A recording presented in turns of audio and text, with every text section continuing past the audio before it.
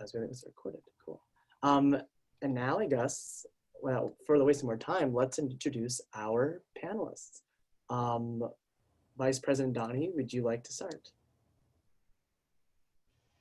Hi, everyone. Welcome. My name is Karen Donoghue, and I'm the Vice President for Student Life, and I'm happy to be with you today.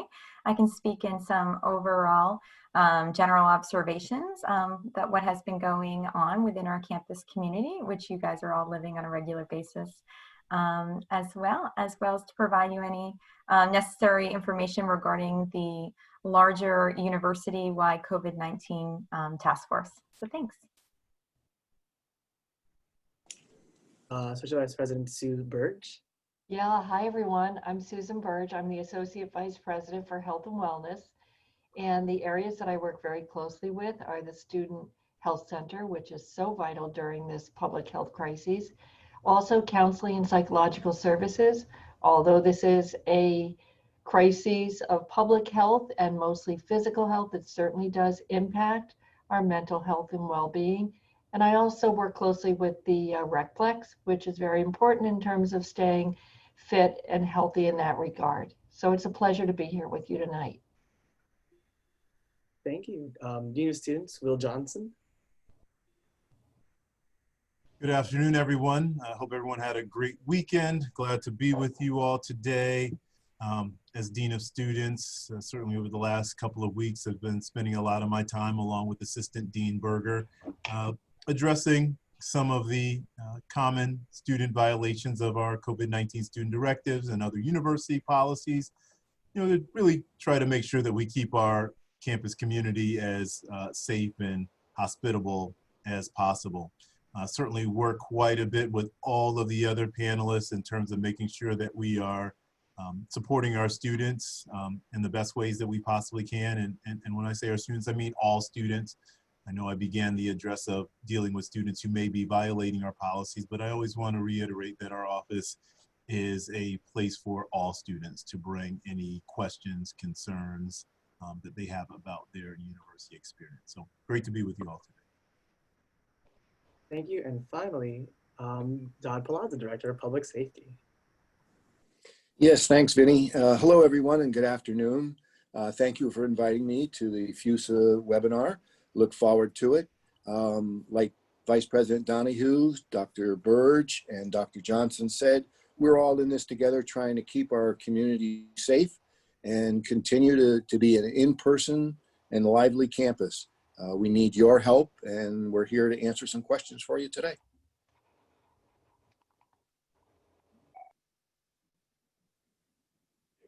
Amazing. So before we start, I just want to remind everyone, if you have a question, you can use the Q&A function at the bottom of your screen, and we would try to answer to the best of our ability. If we're unable to answer a question before the time elapses, you can also put your email address down, and we'll email you. A FUSA representative will reach out with an answer. Thanks, Toby. So I guess our first question is for Vice President Donoghue. We just want to know, based on your communication sent out last Friday, I guess you can walk us into what prompted the change from the color code from green to yellow, which is also identified as low to moderate risk.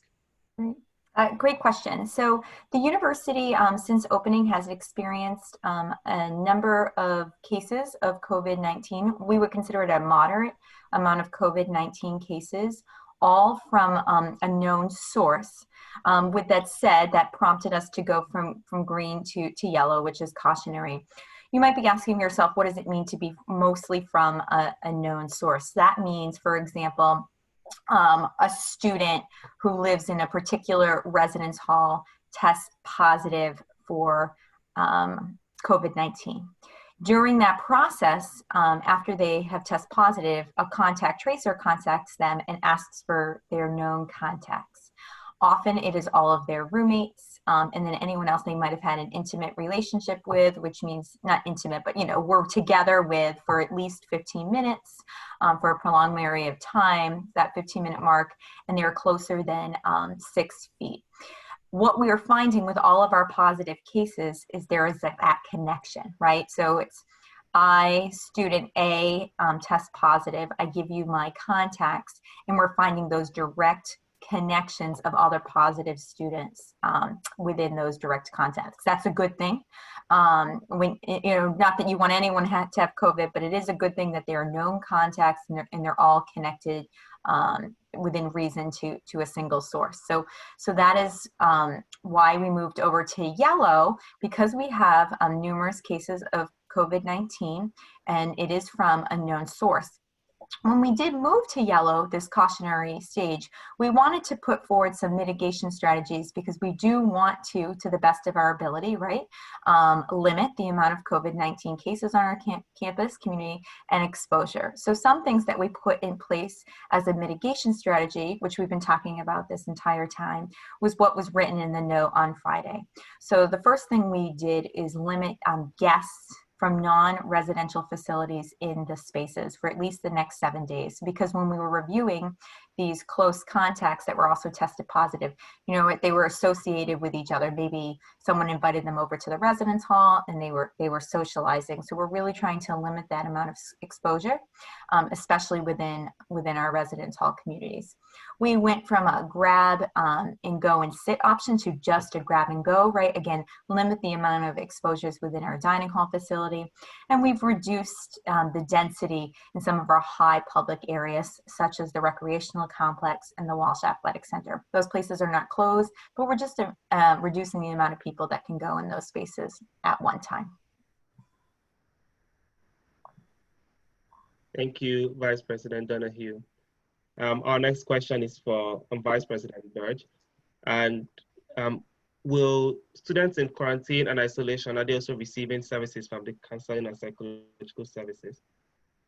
Yes, not only from counseling and psychological services, because again, it's not only a physical manifestation of a virus if you're symptomatic, but the idea of being isolated for 10 days or so if you are a positive case, and 14 days if you are a contact, is really tough. It's a real struggle. You miss your friends, you're learning remotely when other people are in classrooms, you're not able to have visitors. It's really challenging. And so providing really good support from counseling is important.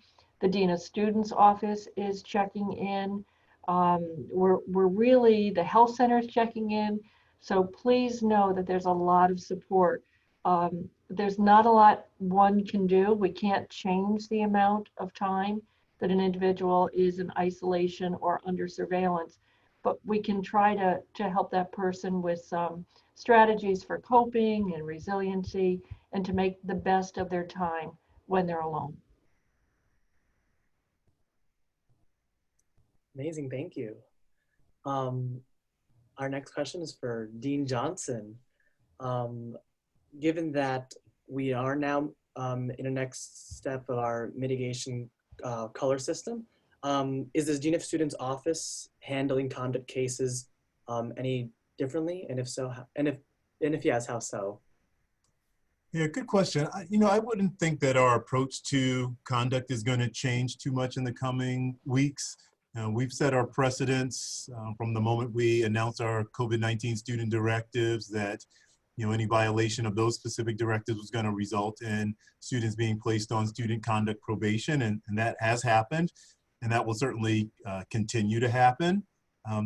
Certainly the caveat in that is if people choose to repeat some of those violations. I think we've already removed several students from university housing, and for those who don't want to abide by our rules, we will continue to do just that. We always want to make sure that we're having that we execute a fair process here in the Office of the Dean of Students. We want to make sure that we give every student the right to state their case, state their position, tell us what happened. So, I know we've received some feedback from others who want to know why we haven't acted as swiftly as we initially said that we were. And I tell you, we're acting pretty swiftly. We're getting students who are violating policies in. pretty quickly and having some pretty in-depth conversations with them about their behaviors and letting them know, either you got to change or, prepare not to be on campus any longer. So I don't think that things will change too much in terms of our approach, but some of that, may still be determined, to be determined before all is said and done. Thank you, Dean Johnson. And our next question is for Director Pelazza. How has the LiveSafe app been working? And some students have some concerns that the LiveSafe app is tracking their location. Can you speak to how the data is being collected for the LiveSafe app? Thank you, Toby. Great question. Rest assured, everyone, the LiveSafe app is working wonderfully. Pertaining to the daily health verification survey, we're getting approximately 4,000 to 4,300 health verification surveys per day. That's about the average. So students are using it. Our community is using it. Majority of the people using it are students right now, but we have a good amount of staff, faculty, and visitors that allow it. We still maintain only 2 entrances to the campus. In order to get onto campus, you do have to show that health verification screen, as well as using the Recplex or any of the dining facilities that we have. And we're doing that not as a punitive measure, but to try to keep people safe. It is working very well. Now, the question of, can we track where someone is through the LiveSafe app? No, we can't. And yes, we can. And I have to answer that in 2 separate ways. If people set up, when they sign up for LiveSafe, to have their GPS location monitored all the time, it will monitor it only if you activate your safety app. In other words, I can't go to the LiveSafe computer and say, let's see what Todd Pelazza, where he's at right now. We don't have that ability to do that. But importantly, if you utilize it while you're, keep the GPS on while utilizing the app, if you are in danger and need help, we could pinpoint on campus where you are. And that's the reason why we like people to use the GPS location services while they're using the app. You don't need to keep it on all the time for draining the battery. But no, there is no invasion of privacy as far as we can check to see where you are. It doesn't work that way. Thanks, Toby. Amazing. A good thing I'm doing my every day when I get up in the morning. So, I got the next question. I guess to Vice President Birge, Vice President Donoghue, you might be able to answer. What are some of the factors taken into account when deciding to either change colors change colors of the color-coded system outlined on the dashboard? There's a number of variables that go into that decision. Let me give you a few examples. Certainly, we're looking at the number of positive cases. Not only are we looking at the number of positive cases, but importantly, over about a 7-day period. That gives us a pretty good trending of what we're doing. We're also looking at the number of our students who are contacts. How big is that number? And what was the increase over, again, approximately a 7-day period? There's other things impacted as well. We're looking at the surveillance testing, and that's twice a week now. It's Tuesday and Wednesdays.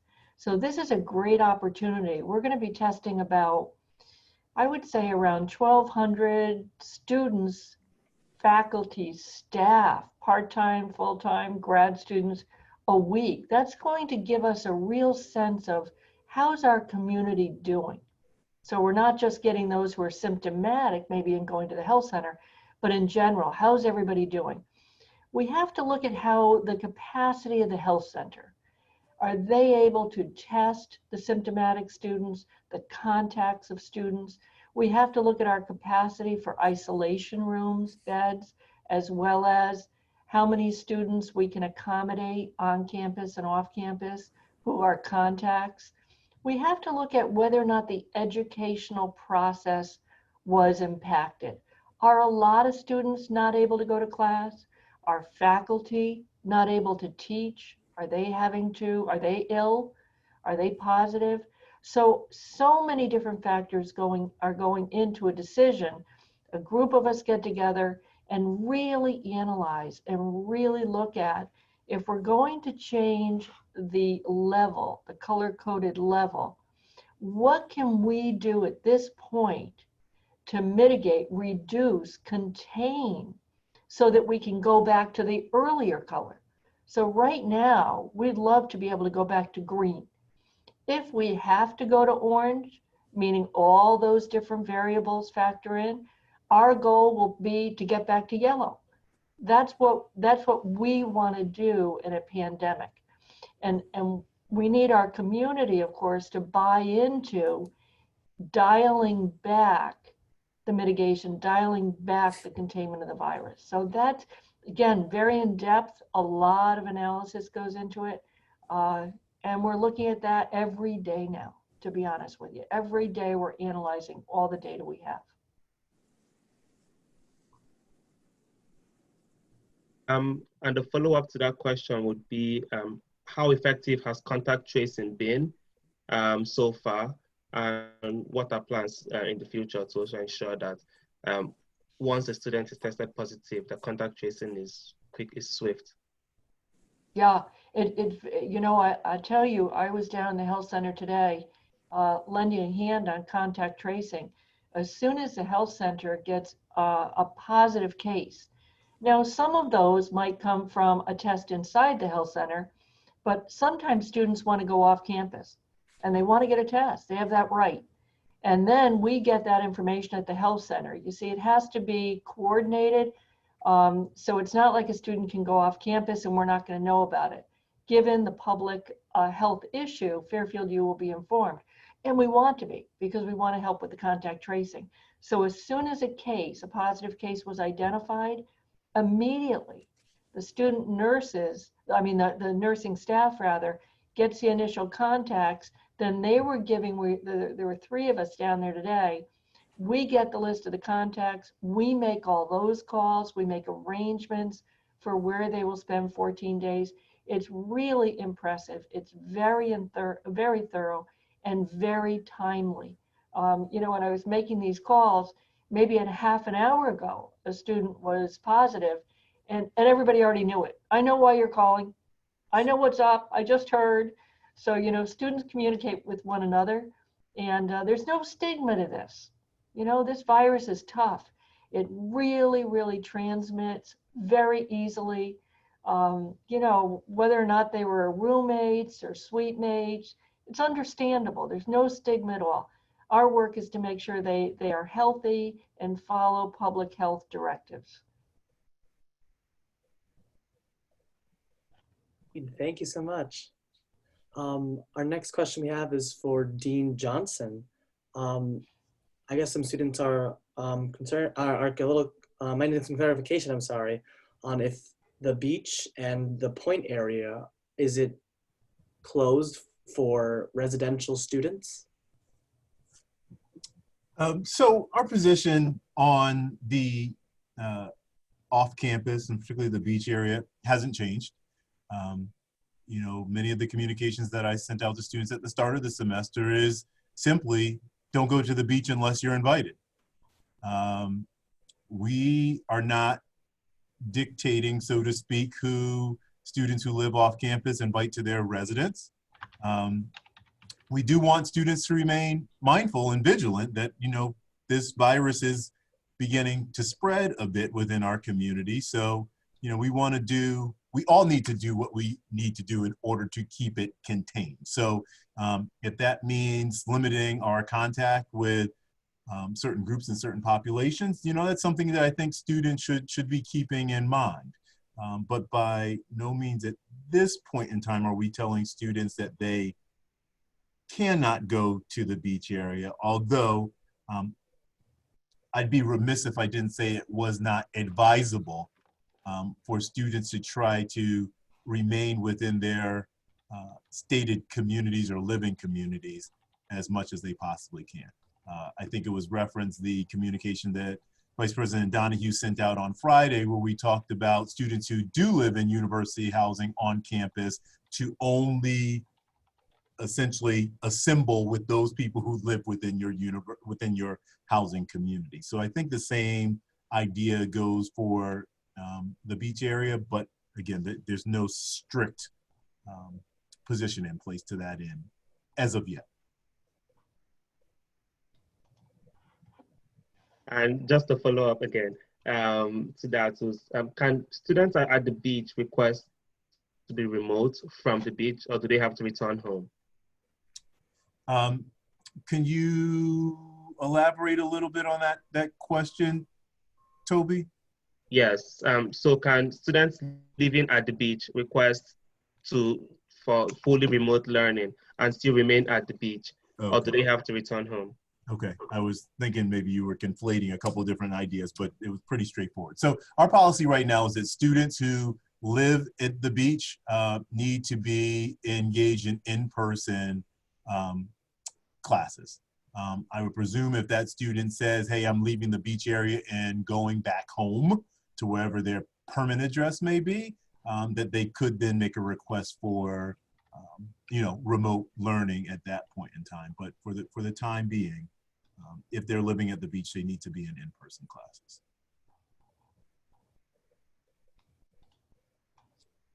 The next question, Director Pelazza, or maybe Vice President Donoghue, you may be able to answer this. Students, I guess, can you explain to those on this webinar what the process is for being notified if you are indeed someone who has been identified as exposed, or how they're notified if they are to have tested positive, say, in a recent surveillance testing?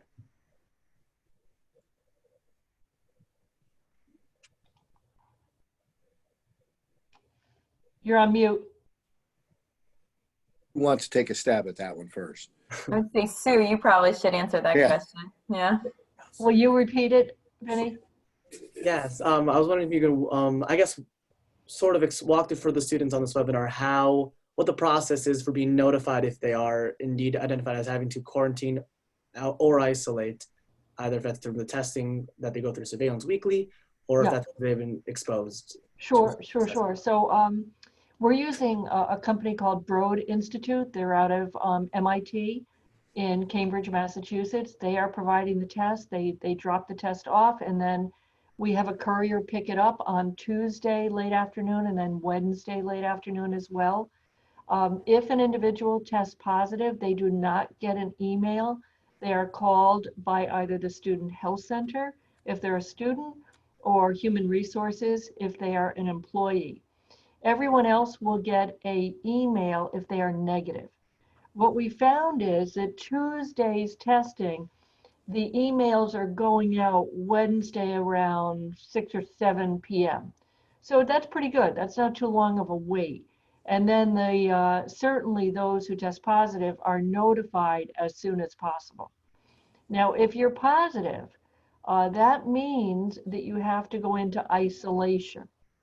And isolation would be one of two things. One mechanism is our conference center, the old Dolan School of Business. Really nice rooms, TV, everything's there. And you could go there, 3 meals a day delivered. I think they're doing some snacks, they're putting activities in there.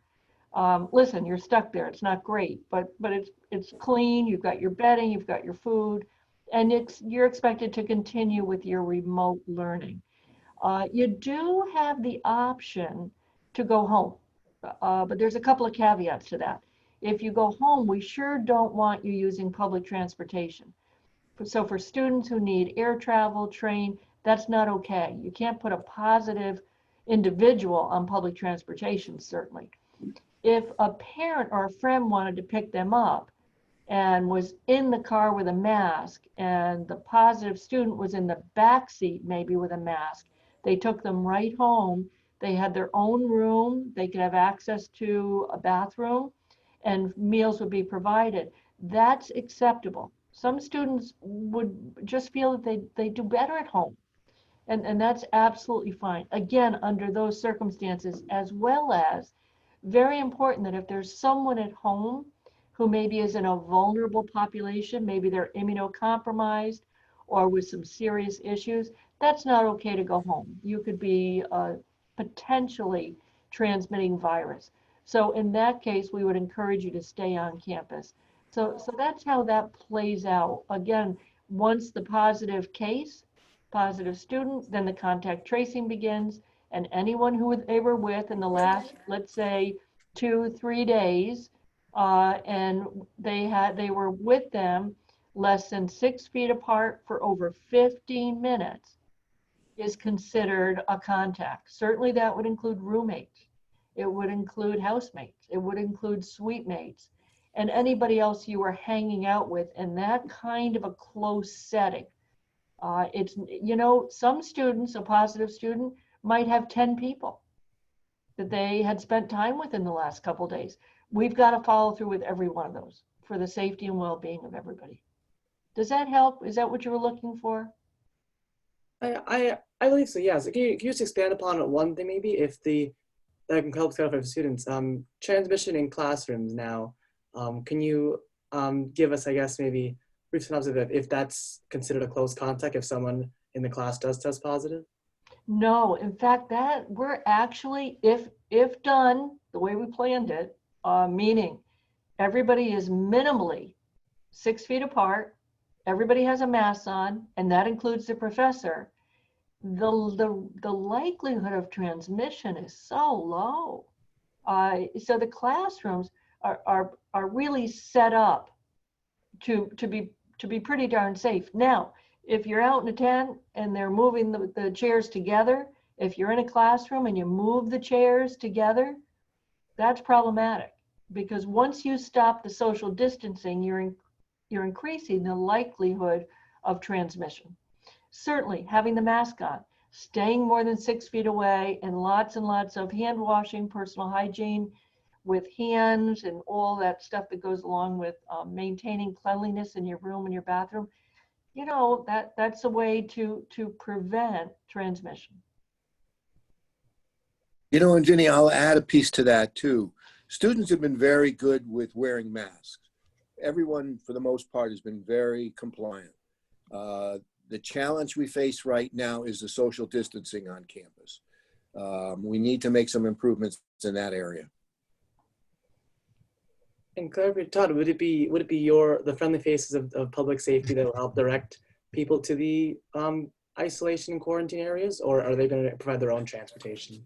No, we've been very busy with taking people back and forth from the conference center, the isolation area, as well as the Holiday Inn in Bridgeport, and then to the health center as well. So yes, DPS will provide transportation as well as deliver food while you're in isolation. Amazing. Thank them, and be sure students make sure to tip them as well, I guess.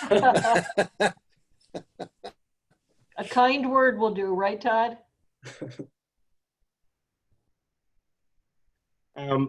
Yeah, so thank you, Vice President Birge and Todd.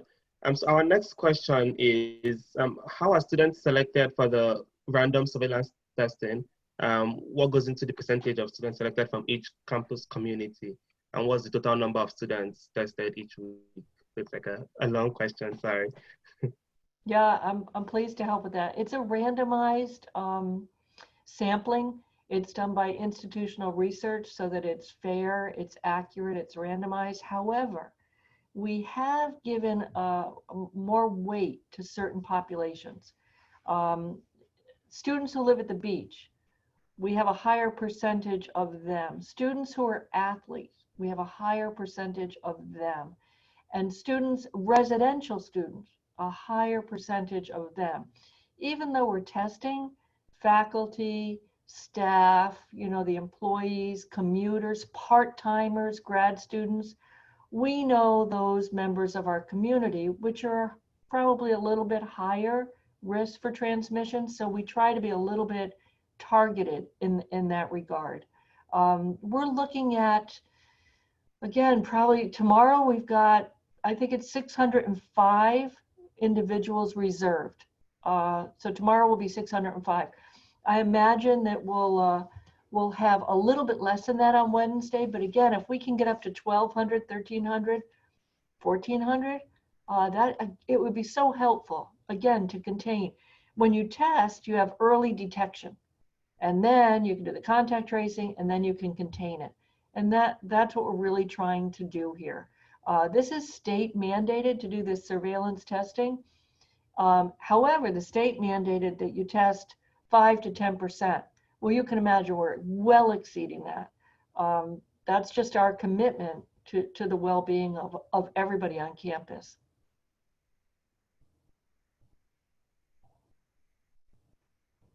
Amazing, thank you. Next question, I guess, Todd, if you'd like to answer this one.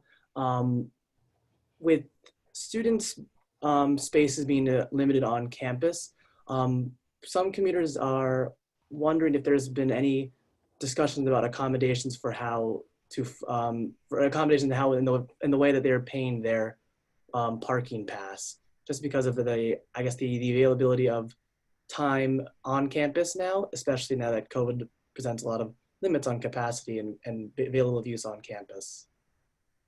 Yes, thanks, Vinny. That issue has been coming up quite a bit lately. The university did establish a policy.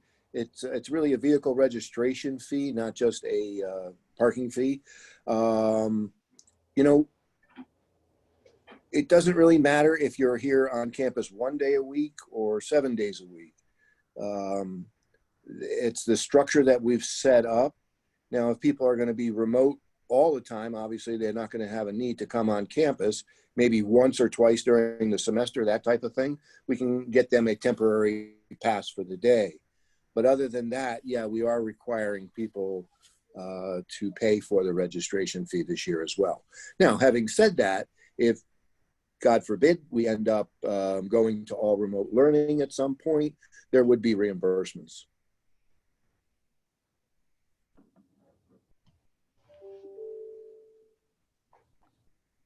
Thank you, Todd. Let's see. I'm going to ask about the quarantine. I think. Yeah. So I know Sue, you went in depth about how students how contact tracing is taking place, but how do students get out of quarantine? How long are they staying in quarantine, and what is the procedure for them to leave?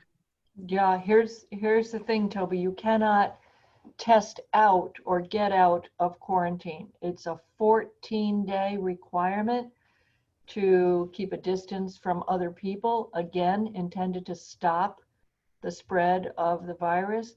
Here's why it's 14 days. The virus can start, you know, let's say on day 2, 3, 4, 5.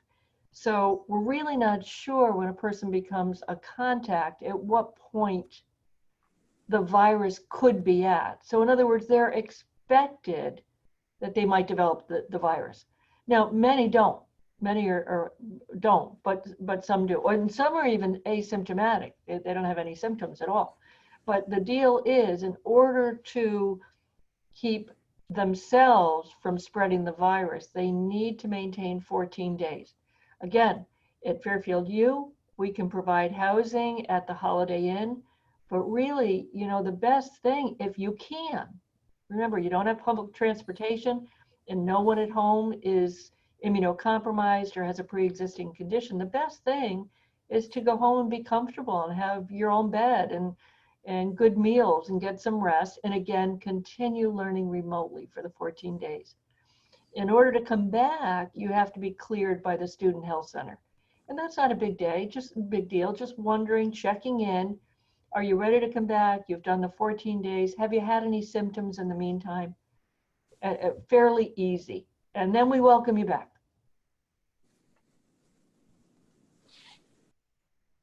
Amazing, thank you. Dean Johnson, I don't know if you could speak to the, I guess, presence of G-Force on and around campus. I guess some students are concerned about, some students are concerned about their role. Can you just, I guess, give an overview of what their operations are and what their limits are on campus, I guess? Yeah, and certainly Director Pelazza can chime in on this one at any point in time. You know, certainly we've had G-Force present on our campus for years. When we have large-scale events, we always bring in G-Force staff members to help support and secure the environment, right? And I think that's the same reason why we have G-Force present on our campus right now. You know, G-Force's role is here to assist more than anything else.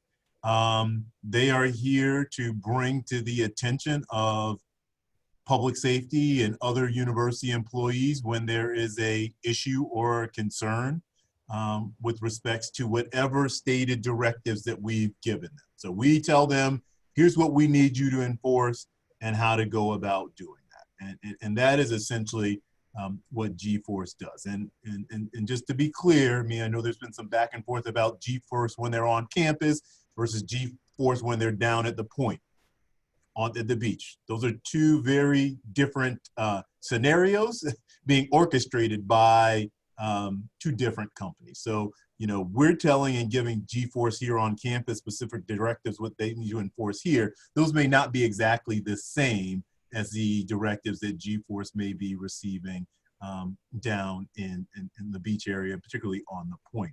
You know, one other thing that I certainly want to address, and this is really just to acknowledge to students that we hear you, is that we know over the past couple of weeks that students have had a variety of different interactions with G-Force and different observations of G-Force. At times, seeing G-Force agents who weren't wearing their mask on our campus. And we're thankful for those students who have brought that to our attention, because what we then do is circle back with their leadership, with their administration, and reinforce the fact that, you know, here are the rules on our campus. We understand that, you know, outside in the larger sphere, if you're 6 feet away from other people, you don't have to wear a mask.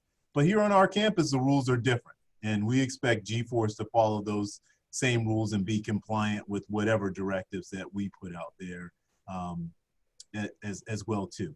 Listen, when you're dealing with people who are familiar with your community, but not as intimately familiar with your community as employees may be, there are going to be some discrepancies at time, right? And I know, particularly in this current environment, that might be a hard pill to swallow. And certainly that's why we encourage people to come forward and tell us if they're seeing something that seems to be out of whack. But again, G-Force is really here to assist more than anything else. You know, the real enforcement, the real documentation is going to be done by the employees. That's going to be in the hands of public safety. It's going to be in the hands of residence life, who are those two departments that are generally present, but it could be any other staff or administrator here on campus that, you know, request G-Force's assistance. Todd, I don't know if there's anything you want to add to that.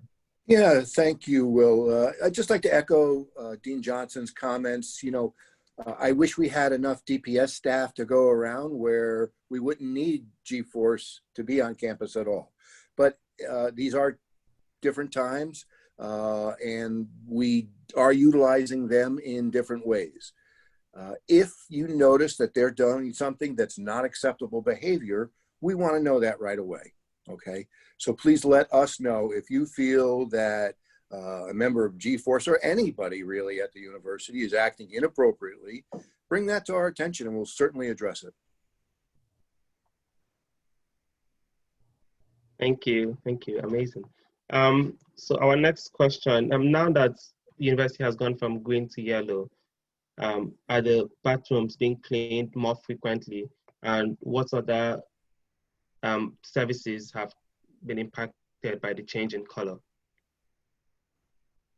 So we're always ensuring that we have a heightened awareness on cleaning within our communities, diligent cleaning of our residence halls and very public spaces, you know, including, you know, for example, the recreational complex, assigning and we've made a shift to actually assign a cleaning personnel there to assist the students and the workers to ensure that facility continues to be clean.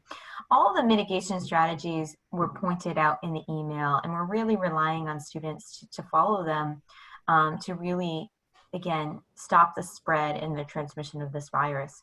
If that does not happen, we do anticipate additional mitigation strategies will need to be put in place to, again, bring us back closer to green. That's the end goal right now. And if we do move to orange, which we hope that does not happen again, more mitigation strategies would be put in place to bring us back down to yellow. And then our goal is to always get back to green. Thank you. In the interest of time, I just want to say that we're taking last questions now. I guess my final one would be, what's on everyone's mind is, as the weather gets colder, what can we expect the university, what can we expect to change in the university that will encourage people to still facilitate socially distant interactions, i.e. maybe open up lounges or heating in outdoor tents? You know, I think we just all need to remain very vigilant. I think going into all of this, we knew that it was not going to be easy. We knew that it was going to require a lot of changes and adjustments and adaptations from all members of our community. And, you know, I think right now, while the weather is warmer, certainly we have the ability to take advantage of what's going on outside. But I think as we move inside, you know, the same rules apply. You know, we're just going to have to find different ways to remain connected with each other. You know, certainly as long as we are able to keep our color codes in this, you know, green to yellow range, you know, we'll still be able to give members of our community the opportunity to interact with each other, which we've allowed folks to do from the get-go. And certainly what we continue to reiterate out of the Office of the Dean of Students, and I know many other offices do, is you can connect and socialize with your peers. You just have to do it in much smaller quantities. You can't have the large parties of 15 and 20 and 25 people in your, you know, your apartment or your townhouse, because that's just going to put way too many people at risk. I do hear you on your larger point, Vinny, of, you know, what additional accommodations might we be able to make as a university to give folks that sort of open space or free space to be able to connect with each other. I'm not sure we've talked about that too much just yet, but I appreciate you raising that question because I think those are things that we're going to have to think about, you know, what we can do. Again, to provide those spaces for people to connect with each other appropriately. I know that there's been, you know, a lot of students have been making use of our academic tents after hours, and I don't mean to say that they've been doing it in sort of negative or egregious sorts of ways. I see you smirking, Mr. Pelazza over there. Certainly DPS is keeping a close eye on those environments, but if we can, working with Residence Life, working with student engagement, find ways to take advantage of those spaces for gathering opportunities for our students, then perhaps that might be something that we may need to look into. I think just to add on to that, Will, I think it's really, really important that everybody in our community, everybody anywhere gets a flu shot this year. Really, really important. We're going to have 3 clinics run by visiting nurses, coordinated by the Student Health Center. You'll get an announcement. It'll have a link to sign up. These are limited, so glomp on as quick as you can because this is really important. Now, additionally, you can go to CVS, you can go to Walgreens, you know, if you're out and about, get a flu shot. It's probably 2 weeks from now would be ideal, but even now it's not too early.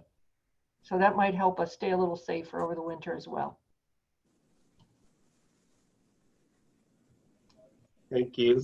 So for the last question, I guess, And I think Vice President Birge actually just started answering my question, but what do you all think is the best strategies to prevent a shutdown now that we are at the crucial point 1 month into the semester?